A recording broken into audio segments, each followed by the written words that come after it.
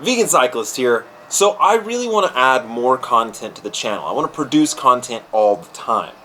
But I feel like what has made my channel any bit of a success that it is the quality control that I've produced with it. You don't get these horrible shots. Like, I really want to make sure that every video that I produce, you know that it's worth your time to watch it. But the downside of this is that I'm not able to produce content on a regular basis. It's just too difficult. So this new series here is called Real Talk.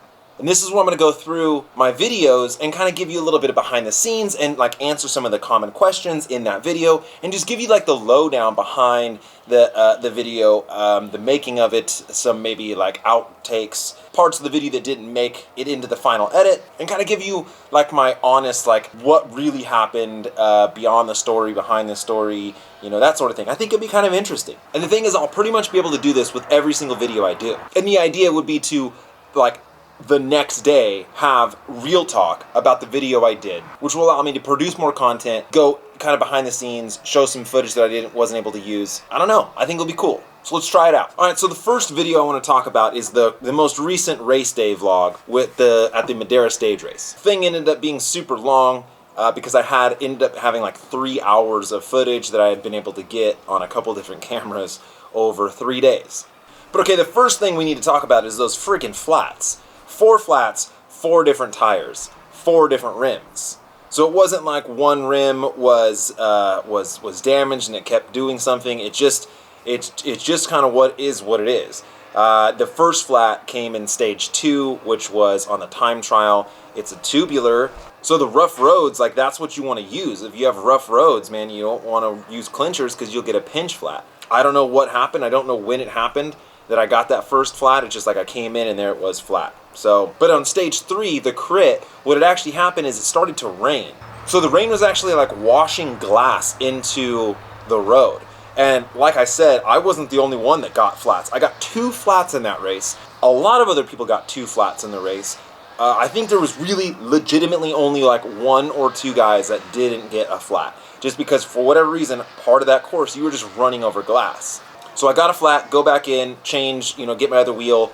But so basically I ended up riding about 10 to 15 minutes on the wheels that I was going to ride in stage 4. So definitely probably got another piece of glass in one of those tubular wheels, the lightweight tubular wheels. So when I started day 4 or like stage 4, that it wasn't like I was unlucky and just got another flat. I think that flat came like 3 of those flats came from that one crit course. Some of the comments are like, get clinchers or ditch tubulars, but so I got 2 flats on tubulars and I got 2 flats on clinchers. It just was, the time trial, whatever, that was just a bad luck, but I think the other 3 flats I got all came from just the glass on the course.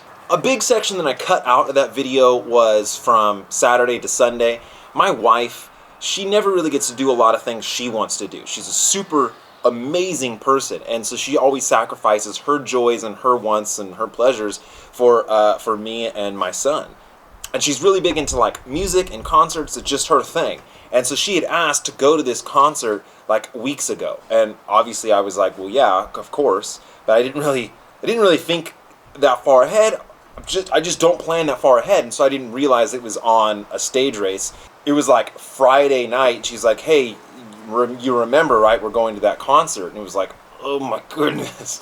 Like, I don't want to do that. It's the last thing I want to do. I really don't want to go out to a concert that we're going to be there till midnight in the middle of a stage race. And now if I had like been in contention for the GC, I could have very easily said like, hey babe, look, this means a lot to me and this is important. I think I have a good chance and I want to stay home. I want to like get good rest. But I wasn't. And so I sucked it up because I really did not want to go out. After I ran out of gas, right? Just had like a really bad day. I didn't want to go out. I don't really like concerts. I didn't want to be there. But like that is like a give and take for a relationship, and like marriage works on compromise. Like you choose your battles. And this was a battle I was not going to choose. Like she deserves this.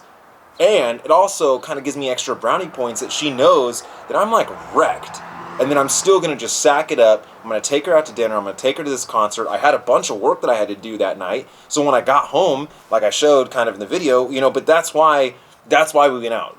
Not a good idea to go out to a concert till midnight during a stage race. But it was something I did for my wife because that's what was the right thing to do. A common question was like about my team, saying like, hey, where's your team? Or like, join a team. And I have a team. I'm on Michael David Winery. We have about 5 Cat 2s on that team. It's just been very difficult for us to all like coordinate and to be on the same race at the same moment.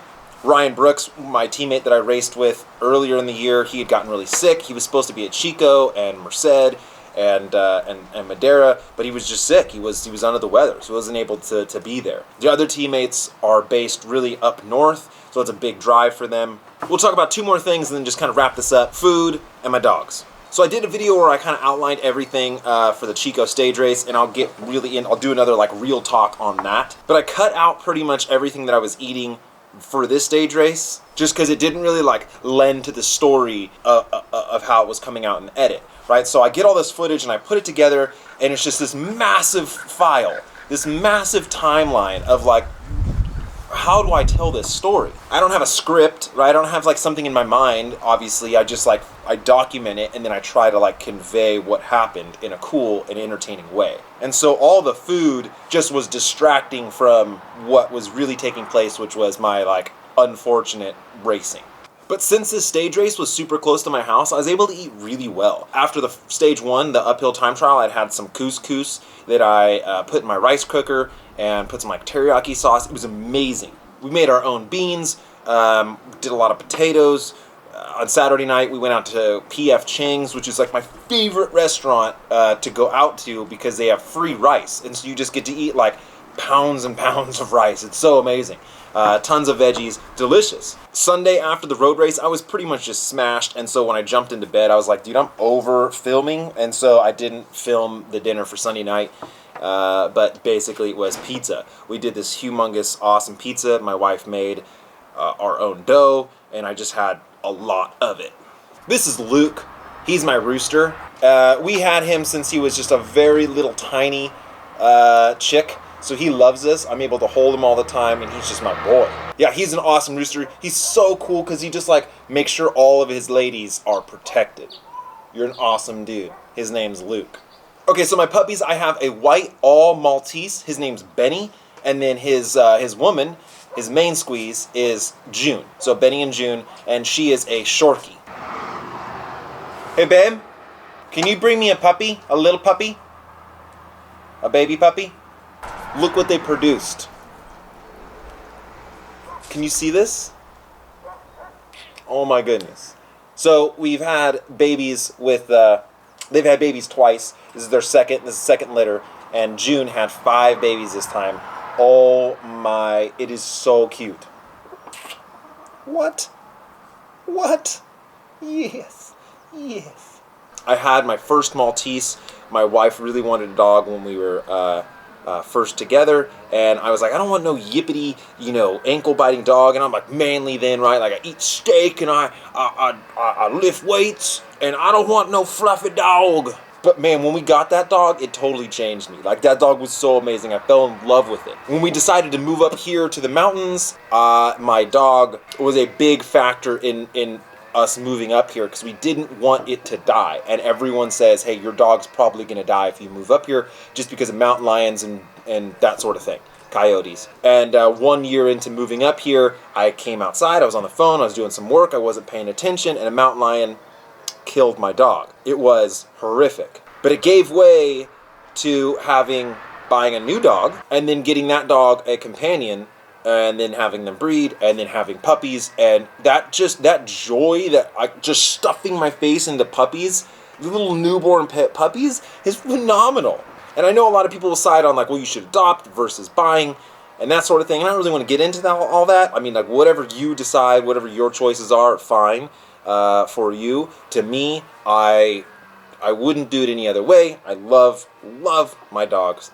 They make my life 1,000 million trillion% better. I just like animals. I have chickens, I have cats, I have a bunny, which sucks. It shits everywhere. Don't get a bunny. And if I had more property, like if I could fence it off somehow, I would do goats and cows, not because I want to exploit them for their meat or their dairy or whatever. I just want animals around me. I just really enjoy having relationships with animals. It enriches my life. So guys, thank you so much. I hope that these will go over well. You let me know, like, hey, does this stupid? Do you not really want to hear more about how the videos were made and kind of go into some stories that offshoot out of it? But I really think this would be the best way for me to produce more content in between the higher production, like cooler cinematic, graph heavy videos that you guys all enjoy. But I really want to try to do like one every other day, that sort of thing. So I'll keep doing these little like real talks about the videos I've done. So if you have some questions that you want, just like hashtag like real talk, put it in the video that you have that question for, and we'll just do these. They'll be super easy for me to produce, get them out to you, and you can learn more about me along the way. Guys, thank you so much for subscribing. I honestly cherish your subscription. I am an avid YouTube user, and I don't subscribe to anything, right? Like, you have to earn my subscription big time. And so, the fact that you have subscribed to me, you're telling me, hey, I count on you to make good quality content. So do it. And that's honestly what drives me to keep making stuff. Guys, thank you so much. Vegan Cyclist. Yeah.